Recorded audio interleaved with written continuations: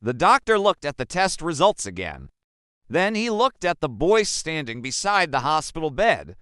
"I'm sorry," he said quietly, "but biologically, this cannot be your mother." Daniel felt the room spin. On the bed lay the woman who had sacrificed everything for him.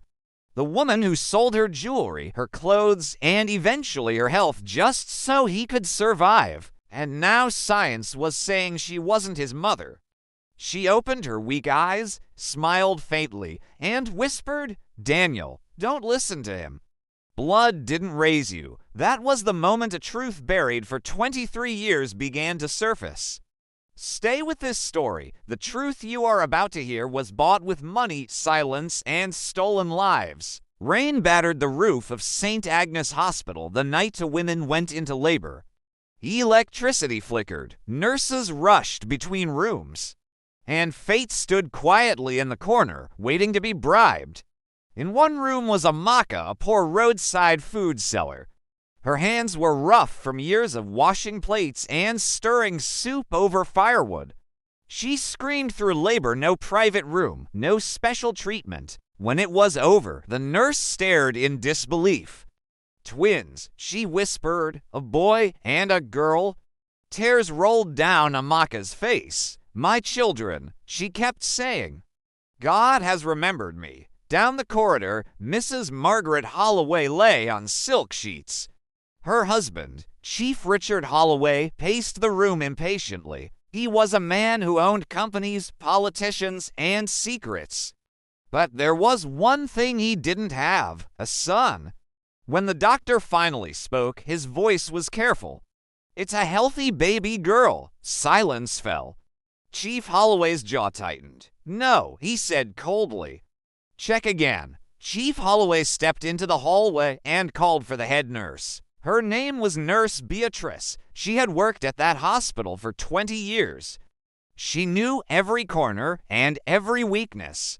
"I need a miracle," Holloway said, slipping an envelope into her hand. She didn't open it. She didn't need to. "There is a woman who just gave birth to twins," he continued. "She doesn't need to." Beatrice hesitated, but only for a second. "Think of your children," Holloway added. "Think of retirement." That night, records were altered. Tags were switched, and one baby was quietly carried away. Amaka was told the boy died at birth. She fainted when she heard the news. When she woke up, there was only one baby beside her, her daughter. Daniel grew up thinking struggle was normal. He woke before dawn to help his mother set up her roadside food stand. He carried buckets of water. He hawked sachet water after school. When school fees were due, Amaka skipped meals. When he was sick, she prayed all night. "You will be better than this life," she told him, and Daniel believed her. Victor, on the other hand, grew up in mansions. Drivers took him to school. Teachers praised him even when he didn't try. His father told everyone, "This is my legacy," but Victor felt empty. His mother was distant. His father was harsh. And something about his life never felt earned.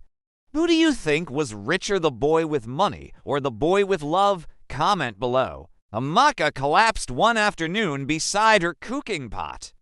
By the time Daniel rushed her to the hospital, her body was already weak.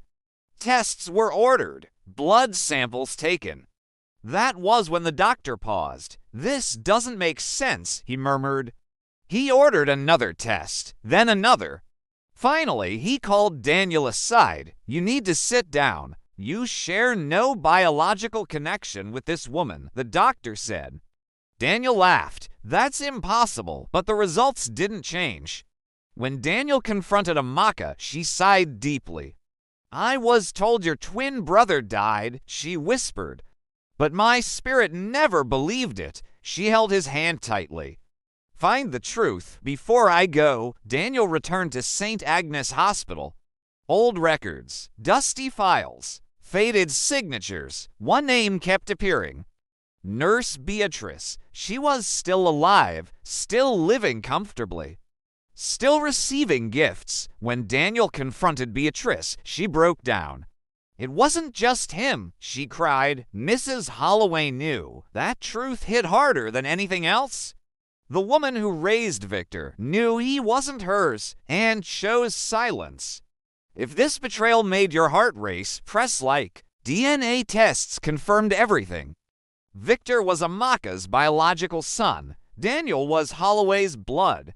Victor sat in silence for a long time. Then he asked one question. Did she love him?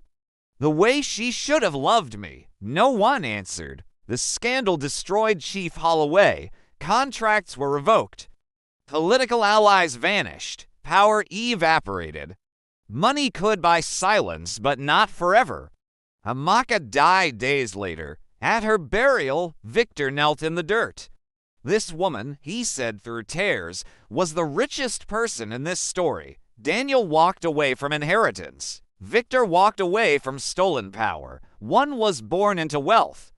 The other was raised into humanity. Subscribe for more stories that expose power, sacrifice, and the truths money cannot bury.